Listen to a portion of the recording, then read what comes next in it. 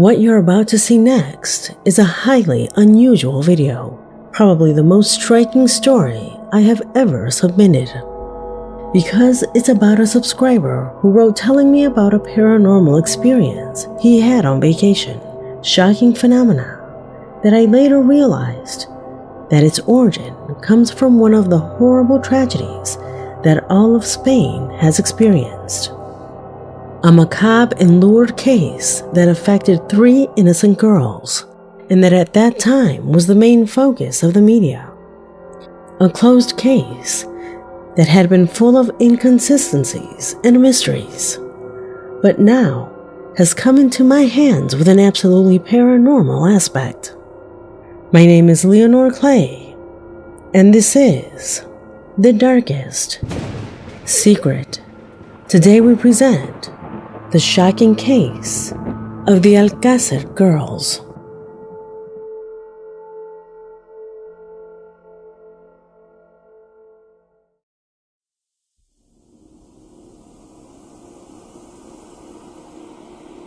It is incredible how sometimes, accidentally, I have come across macabre stories that with just a few minutes of investigation, they come to light.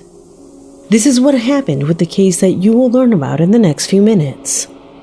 It was one of my subscribers, by showing me some strange photographs taken with their camera, showed me the tip of the iceberg, the gateway to an extremely shocking episode. I would like to start this video in the reverse way of how I came about this case. That is to say, by the chronological beginning of the entire story.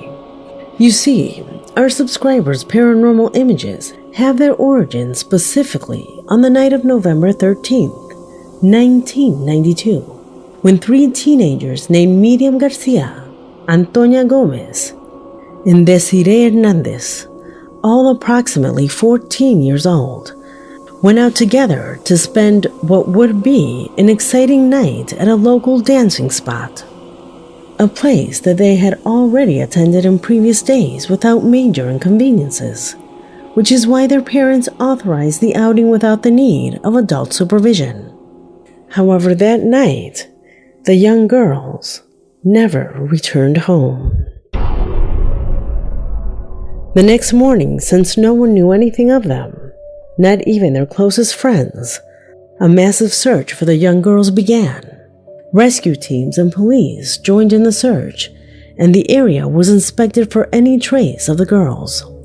With the passing of days, the search for them made national news, which is why the written press, radio, and television media were present in the place. Newspapers published extensive reports on the case, while talk shows aired on television explaining the situation, talking to the relatives, and generally speculating about where and with whom they might be. No one imagined that the search would end in the worst possible way. On January 27th, 1993, 2 hunters discovered the bodies of the 3 teenagers in a place known as La Romana, some 43 miles from Alcasser. The bodies had been buried and showed signs of the worst, of all the horrific things you can imagine. The parents, who still held out hope of finding them alive, were devastated in front of the cameras that continued to follow them everywhere. Obviously, and because the disappearance of the girls had become national news, the police were in the midst of media pressure that was becoming more intense every day. They interviewed hundreds of people and carried out numerous forensic tests to find clues that could lead to the arrest of those responsible. They worked day and night, and this is how they managed to get the first clue. In the grave where the girls had been buried, they found almost in full view and with almost no damage, a piece of paper from Spain's Social Security on which the name of Enrique Angles could be read. The police go to Enrique's house, and it just so happens that Antonio Angles, his brother, was there, a convict who had been out with a special authorized permission. When Antonio sees the police arrive, he manages to escape. His best friend, Miguel Ricard, can't take it anymore and confesses that Antonio murdered the girls and that he witnessed it. Ricard had already been arrested previously for crimes involving abuse. However, in his statement, he assures that he only witnessed the facts, but he never did anything. At the trial, the police revealed that they had found Ricard's DNA on the girls' bodies. Ricard denies everything, but he was still found guilty and sentenced to 170 years in prison, while Antonio Angles, the other main suspect, went on the run shortly after the murders and was never caught. The police believed that he had fled to England, and there was speculation that he had been killed in a shootout in 2003, although his body was never found. From then on, the case begins to fall apart. Inconsistencies begin to occur, and information comes to light that contradicts almost all of the police's actions. You see, despite being convicted, Ricard always pleaded not guilty to the charges. In fact, subsequent investigations confirm that DNA from him or Antonio Angles were never found in the house where these crimes were allegedly perpetrated, something that contradicted what had been the first evidence to put him behind bars. But that is not the only thing. It is said that in the grave where the victims were found, genetic material from 6 different subjects were found among the girls' clothing. For some strange reason, those subjects' identities were never revealed. In addition, according to the official version, the crime took place in a house near the site of the discovery. However, this was never proven. It was even linked that this setting only served as a passage to leave the bodies in the final location. Another noteworthy fact is that the police said at the time that the girls were dragged from the house to the grave. However, it was discovered that this journey was never made, since no traces of blood, fluids, or any evidence were found that led to that. The girls had broken fingernails, as if they had avoided being dragged. They were too damaged to be simply product of the dirt. Nails wear down like this when scraped against asphalt or concrete. There was no trace of this in the house where the event allegedly occurred. And as if that weren't enough, it is also stated that there were actually human remains of other people in the grave besides the girls, as if that area had already been occupied to hide previous crimes, which was never mentioned in the official police report. This is why many argue that in reality the bodies of the girls never passed through those places, and that everything was planned to hide evidence regarding the true culprits of the act. The perpetrator, who apparently, and as many have suggested, had some relationship or were linked to high-ranking officials and authorities in the area, the same ones that diverted the focus of the investigations until they reached Miguel Ricard and Antonio Angles. Think about it. Antonio is given an exclusive and unusual permission to leave jail and visit his family. During that week, he commits this crime, leaves a bill with his last name at the crime scene, and then vanishes. Miguel Ricard and Antonio Angles were the favorite targets so that the trial wouldn't last long. Antonio was in jail for robbery and assault against his girlfriend, and Miguel already had a record of abuse. Without a doubt, track records that made them easily become the main suspects. Sometime later, a man appeared who on his deathbed due to cancer claimed to have a video where girls were seen being attacked by high-ranking members of the state, businessmen, and other people of power. He says that the genetic material of these 6 people was sent for analysis, but for a year there has been no outcome. A case that not only had flaws in the investigations, but the media also played a painful leading role. And it's because day by day, from the moment they joined the searches, they were always smothering the relatives, recording their expressions every time some horrible news was received. On one occasion, they were in a studio, live and direct, when police apprehended Miguel and reported that Antonio escaped. But at least they already had the culprits. People in the audience were clapping as if it were a reality show, while the parents stood there, completely broken.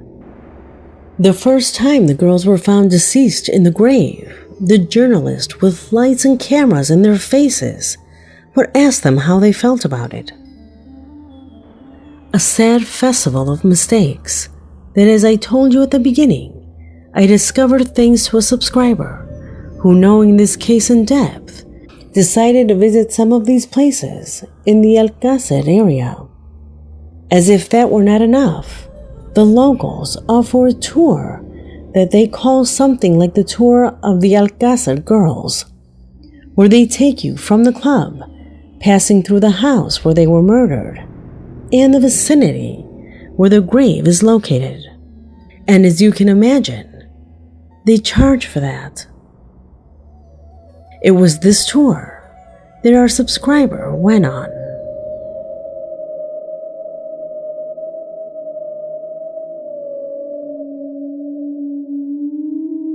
In the email, it says that they had stayed in a hotel near the place where the girls were supposedly murdered. Their goal was to take a tour from the nightclub, passing through the place where they were murdered. It was there, at the scene, that their camera only captured this.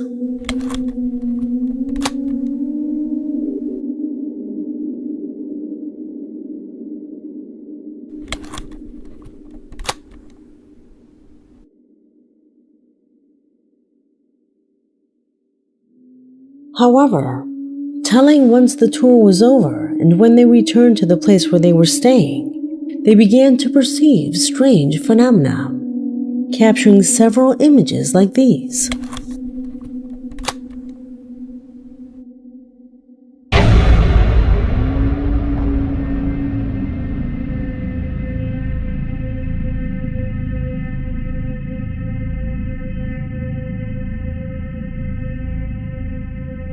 This was just the beginning of a trip that they would surely remember for the rest of their lives.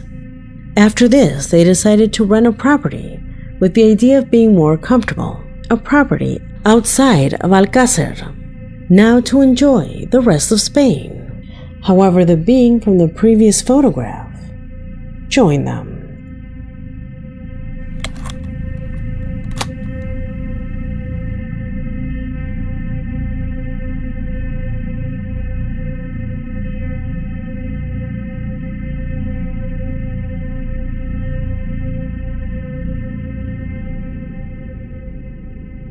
His tour consisted of 5 days.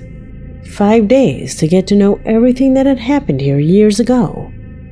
However, due to the phenomena that they began to experience, they became frightened, so they preferred to leave. To be honest, our subscriber told us little about the story of this case, but after digging deeper and discovering what these phenomena were due to, I came across this lurid and at the same time mysterious case that undoubtedly deserved a complete chapter to be dedicated to it. In the event that that specter is real, I could assure you that it is some kind of punishment for doing a tour where there was so much pain. Because in the world of the occult, it is believed that when such a horrible and ruthless event occurs, something breaks in reality and lets out shadows or dark energies that try to continue perceiving that feeling of horror, despair, and fear. The origin of these entities is unknown. Sometimes they take the form of the victims, But in most cases, they manifest just like that, as shadows. This type of thing should not be taken lightly. One can be very skeptical. You never know when these things can manifest with all their energy. It is not known what their scope is. Perhaps they can even attach to people when watching a video like this one. Now, I don't know if the entity will stay with him or if it will abandon him when he leaves Spain. I have already written to him, and I hope to have an answer. Now tell me what you think of this case. Is there any relationship between everything that happened and these strange images sent by our subscriber? Will all of this be clarified one day? Will there be justice for these 3 young girls? Let me know what you think in the comment box, as this video has come to an end. My name is Leonore Clay, and this was The Darkest Secret.